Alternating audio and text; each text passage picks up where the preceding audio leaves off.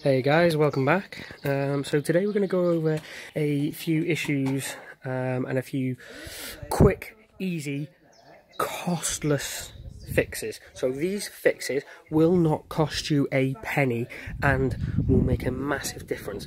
Now, in a previous video we spoke about the bike shaking itself apart for a couple of Hawk owners. Now, at that point I hadn't had this issue.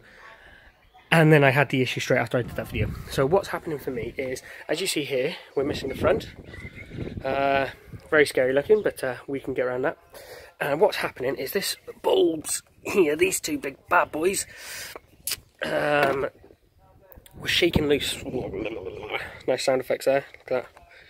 Professional sound effects that. And they were shaking themselves loose. Now, they weren't shaking themselves loose. What was happening is so you have what's called always run lights, which to make you stand out more, which was this light here. And it was kicking, these were fuzzing in and out, and then this would come on every so often. Now, I thought that this had like a plate behind it that would dim it into each. It wasn't. What the fix was see that bit on the back there? This cable, let me just hold it with my feet. This cable here had come loose. So where this is here, you can pull that out. So put that all the way in, follow this down, and unplug and plug back in. Now, if you want to know where it goes in, again, into this junction box, and it's the 4-pinned one, is your lights.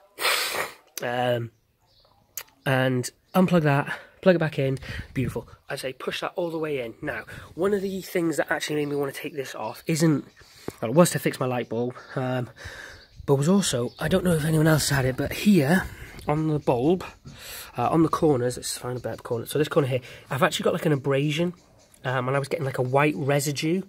Now, what that white residue is if we look on my fairing here, see the paints come away just there? Now, that's easy to fix. And all you're going to do to fix this one, guys, again, it's not going to cost you a penny. Bit of electrical tape.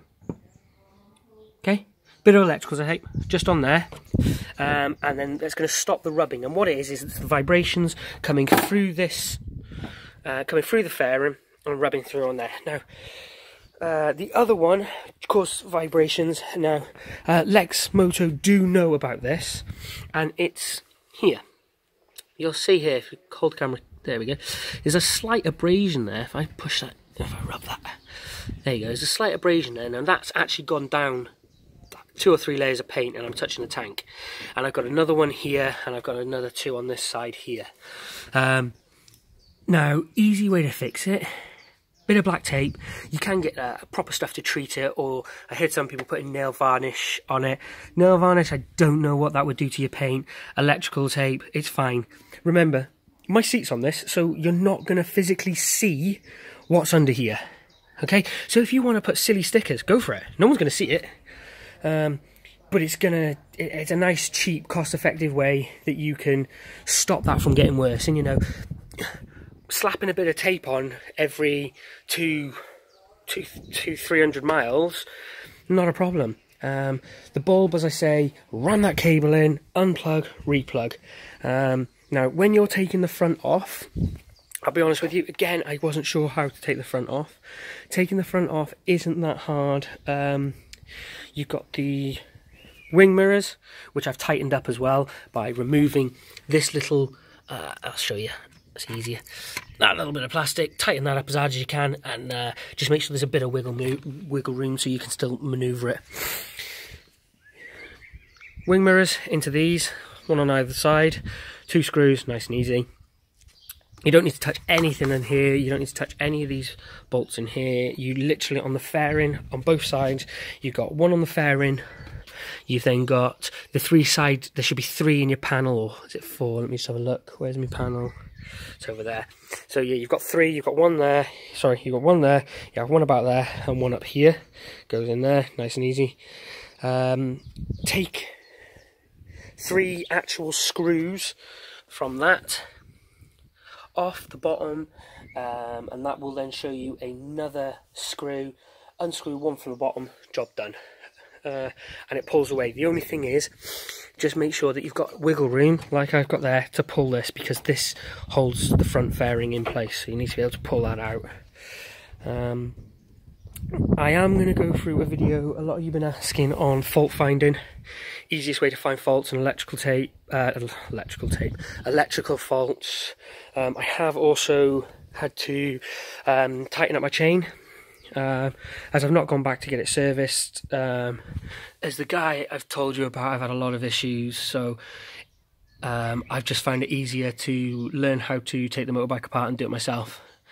So I am going to go through things like tightening the chain up, loosening the chain up, and just, you know, odd bits of repairs I've had to do along the way. But as I say, this one's just a quick, nice, cheap, easy way to repair the quick little minor issues. If there's any other issues that you guys know about, please put it down in the comments, help everyone else out, or give me a message direct and I will try and do a video on it. I know at the moment, guys, I'm really bad at getting videos up. What can I say? Work, marriage, kid. It's not easy to get it all in, and obviously my second lady in my life. But she is running perfect at the moment. I'll show you where we're up to. So if we just, so now we've got it fixed. So as you can see now, there you go.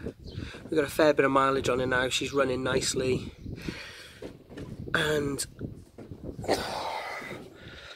I have had no issues whatsoever with the engine. Not one issue at all. I've picked up a squeak on my brake. I believe it's the front brake, but on the bike you do have combined braking, so if you squeeze the front, it's going to lock. Squeeze the back with you, so it's just to stop first time riders coming off, and it makes life a lot easier for you. You know, when you panic, you just tend to slam on and you get the clutch and the front brake, and some people will forget the rear. And again, if you slam on the rear, it's going to put some on the front for you as well. I've been slamming on the rear and I don't hear it as much as when I slam on the front, so I've got a funny feeling I've got some issue on the front there that I need to have a look at. Again, when I do it, I will put a video up and let you guys know about it.